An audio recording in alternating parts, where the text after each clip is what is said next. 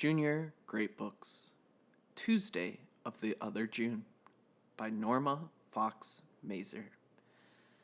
Be good, be good, be good, be good, my Junie. My mother sang as she combed my hair, a song, a story, a croon, a plea. It's just you and me, two women alone in the world. June, darling of my heart, we have enough troubles getting by. We surely don't need a single one more, so you keep your sweet self out of fighting and all of that bad stuff. People can be little-hearted, but turn the other cheek. Smile at the world, and the world will surely smile back. We stood in front of the mirror as she combed my hair. Combed and brushed and smoothed, her head came just above mine. She said when I grew another inch, she'd stand on a stool to brush my hair. I'm not giving up this pleasure, and she laughed her long honey laugh. My mother was April. My grandmother had been May. I was June, and someday, said my mother, you'll have a daughter of your own. What will you name her? January, I'd yell when I was little. February, no, November. My mother laughed her honey laugh. She had little emerald eyes that warmed me like the sun. Every day when I went to school, she went to work. Sometimes I stop what I'm doing, she said. Lay down my tools and stop everything because all I can think about is you. Wondering what you're doing and if you need me. Now, Junie, if anyone ever bothers you, I walk away, run away, come on home as fast as my feet will take me, I recited. Yes, you come to me. You just bring me your trouble because I'm here on this earth to love you and take care of you. I was safe with her. Still, sometimes I woke up at night and heard footsteps slowly creeping up the stairs.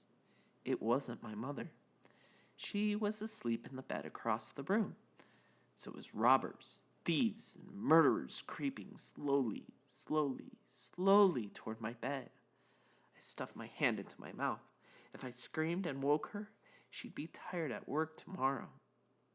The robbers, the thieves, filled the warm darkness and slipped across the floor more quietly than cats, rigid under the covers. I stared at the shifting dark and bit my knuckles and never knew when I fell asleep again. In the morning, we sang in the kitchen. Bill Grogan's goat was feeling fine. ate 3 red shirts right off the line. I made sandwiches for her lunches. She made pancakes for breakfast. But all she ate was 1 pancake and a cup of coffee. Gotta fly. Can't be late. I wanted to be rich and to take care of her. She worked too hard. Her pretty hair had gray in it that she joked about. Someday, I said, I'll buy you a real house and you'll never work in a pot factory again. Such delicious plans, she said. She checked the windows to see if they were locked. Do you have your key? I lifted it from the chain around my neck. And you'll come right home from school. And I won't light fires or let strangers into the house. And I won't tell anyone on the phone that I'm here alone, I finished for her. I know. I'm just your old worrywart mother. She kissed me twice, once on each cheek. But you are my June. My only June. The only June. She was wrong. There was another June. I met her when we stood next to each other at the edge of the pool the first day of swimming class in the community center. What's your name? She had a deep, growly voice. June. What's yours? She stared at me. June. We have the same name. No, we don't. June is my name, and I don't give you permission to use it. Your name is Fish Eyes. And she pinched me hard. Got it? Fish Eyes? The next Tuesday, the other June again stood next to me at the edge of the pool. What's your name? June. Wrong. Your name is Fish Eyes. June. Fish Eyes, You are really stupid. And she shoved me into the pool. The swimming teacher looked up, frowning from her chart. No one in the water yet. Later, in the locker room, I dressed quickly and wrapped my wetsuit in the towel the other June pulled on her jeans. You guys see that bathing suit Fish Eyes was wearing? Her mother found it in a trash can. She did not. The other June grabbed my fingers and twisted. Where'd she find your bathing suit? She bought it. Let me go. Poor little stupid Fish Eyes is crying. Oh, boo-hoo-hoo. Poor little Fish Eyes. After that, everyone called me Fish Eyes. And every Tuesday, whenever I was, there was also the other June. At the edge of the pool, in the locker room, in the water, she swam alongside me, blowing and huffing, knocking into me. In the locker room, she stepped on my feet, pinched my arms, hid my blouse, and knotted my braids together. She had large, square teeth. She was shorter than I was, but heavier, with bigger bones and square hands. If I met her outside on the street carrying her bathing suit and towel, she'd walk toward me, smiling a square, friendly smile. Oh, well, if it isn't Fish Eyes. Then she'd punch me. Blam! Her whole solid weight hitting me. I didn't know what to do about her. She was training me like a dog. After a few weeks of this, she only had to look at me, only had to growl, I'm going to get you, Fish Eyes. For my heart to slink like a whipped dog down into my stomach. My arms were covered with bruises. When my mother noticed, I made up a story about tripping on the sidewalk. My weeks were no longer Tuesday, Wednesday, Thursday, and so on. Tuesday was awful day. Wednesday was bad day. The Tuesday had feelings were still there. Thursday was better day. Friday was safe day. Saturday was good day. But Sunday was too soon day, and Monday was nothing but the day before awful day. I tried to slow down time, especially on the weekends. I stayed close by my mother, doing everything with her, shopping, cooking, cleaning, going to the laundromat. Oh, sweetie, go play with your friends. No, I'd rather be with you. I wouldn't look at the clock or listen to the radio. They were always telling you the date and the time. I did special magic things to keep the day from going away, rapping my knuckles 6 times on the bathroom door 6 times a day and never ever touching the chipped place on my bureau. But always I woke up the day before Tuesday, and always, no matter how many times I circled the worn spot in the living room rug or counted 25 cracks in the ceiling, Monday disappeared, and once again, it was Tuesday. The other June got bored with calling me Fish Eyes. Buffalo Brain came next, but as soon as everyone knew that, she renamed me Turkey Nose. Now at night, it wasn't robbers creeping up the stairs, but the other June coming to torment me. When I finally fell asleep, I dreamed of kicking her, punching, biting, pinching. And in the morning, I remembered my dreams, and I felt brave and strong. Then I remembered all the things that my mother had taught me and told me. Be good, be good, be good. It's just us 2 women alone in the world. Oh, but if it weren't, if my father wasn't long gone, if we'd had someone else to fall back on, if my mother's mother and daddy weren't dead all these years, my father's daddy wanted to know us instead of being glad to forget us, oh, then I would have punched the other June with a frisky heart. I would have grabbed her arm at poolside and bitten her like the dog she had made of me. One night, when my mother came home from work, she said, Junie, listen to this. We're moving. Alaska, I thought. Florida, Arizona, someplace far away and wonderful, someplace without the other June. Wait till you hear this deal. We are going to be caretakers, troubleshooters for an 8-family apartment building, 56 Blue Hill Street. Not janitors. We don't do any of the heavy work. April and June, Troubleshooters, Incorporated. If a tenant has a complaint or a problem, she comes to us and we either take care of it or we call the janitor for service. And for that little bit of work, we get to live rent free. And she swept me around in a dance. Okay? You like it? I do. So, not anywhere else really. All the same, maybe too far to go to swimming class. Can we move right away today? Give me a break, sweetie. We've got to pack and do 1,000 things. I've got to line up someone with a truck to help us. 6 weeks, Saturday the 15th. She circled it on the calendar. It was the Saturday after the last day of swimming class. Soon we had boxes lying everywhere, filled with clothes and towels and glasses wrapped in newspaper. Bit by bit, we cleared the rooms, leaving only what we needed right now. The dining room table staggered on a bunched-up rug. Our bureaus inched toward the front door like patient cows. On the calendar, in the kitchen, my mother marked off the days until we moved. But the only days I thought about were Tuesdays. Awful days. Nothing else was real except the too fast passing of time, moving toward each Tuesday, away from Tuesday, toward Tuesday. And it seemed to me that this would go on forever, that Tuesdays would come forever, and I would be forever trapped by the side of the pool, the other June whispering, "Buffalo brain, fish eyes, turkey nose," into my ear, while she ground her elbow into my sides and smiled her square smile at the swimming teacher.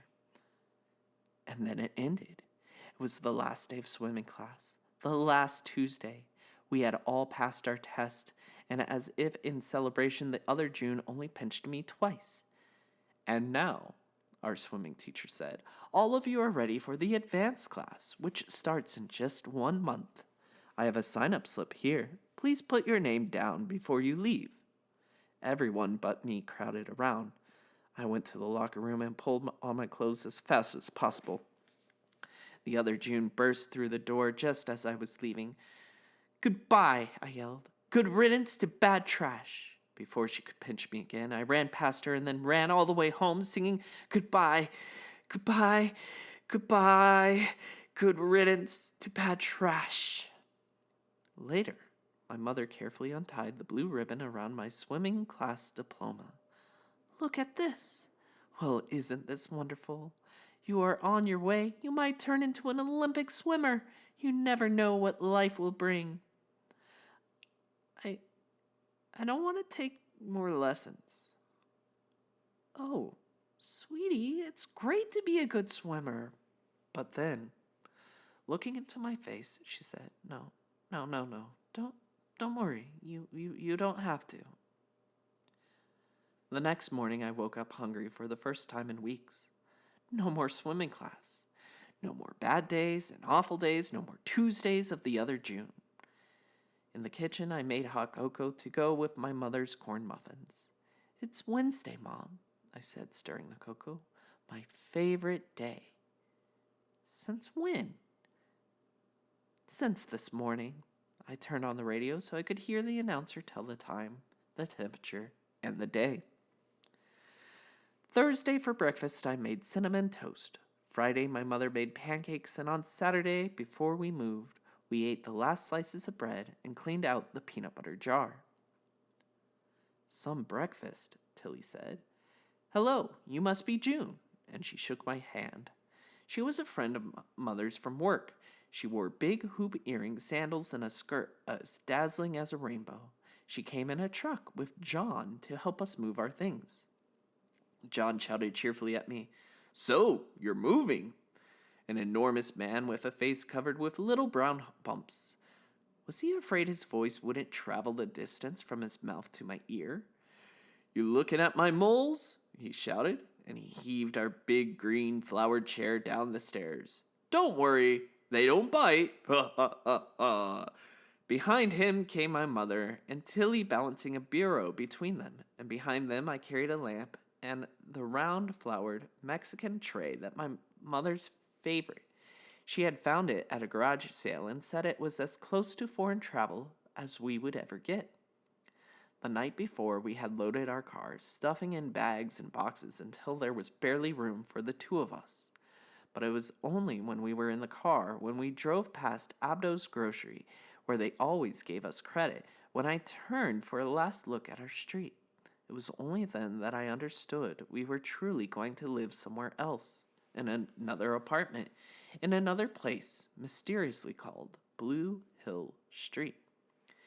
Tilly's truck followed our car. "Oh, I'm so excited," my mother said. She laughed. "You'd think we were going across the country." Our old car wheezed up a long, steep hill, Blue Hill Street. I looked from one side to the other, trying to see everything. My mother drove over the crest of the hill, and now, ta-da! Our new home. "Which house? Which one?" I looked out the window, and what I saw was the other June.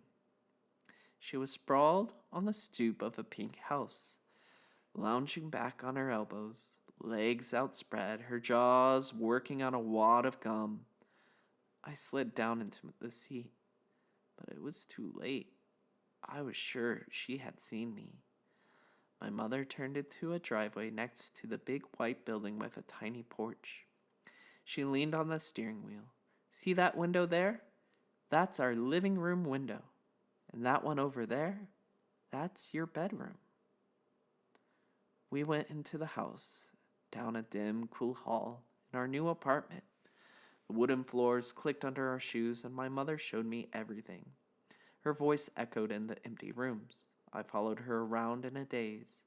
Had I imagined seeing the other June? Maybe I'd seen another girl who looked like her, a double. That could happen. "Oh, yo, where do you want this chair?" John appeared in the doorway. We brought in boxes and bags and beds and stopped only to eat pizza and drink orange juice from the carton. "June's so quiet. Do you think she'll adjust all right?" I heard Tilly said to my mother. "Oh, definitely. She'll make a wonderful adjustment. She's just getting used to things."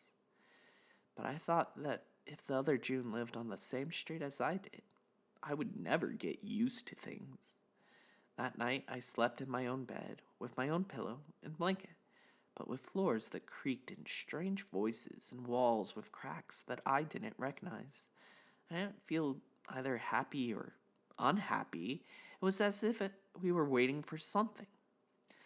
Monday, when the principal of Blue Hill Street School left me in Mr. Morrissey's classroom, I knew what I'd been waiting for.